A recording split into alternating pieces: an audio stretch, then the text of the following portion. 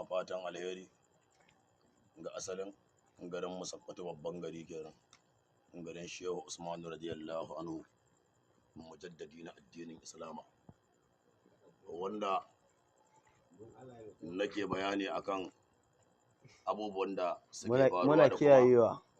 abubuwan da suka faru wanda tun lokacin da bamu duniya kuma yanzu mun zo duniya har mun kai munzalin da muna da baki, Allah mana bakin da zamu fidda mu yi magana a duniya su saurara. Da haka wannan abu ne wanda na ɗaya daga cikin ababen da suke sa duniya ta yi amanna da tallace-tallace ko kuma wani abu da ake yadawa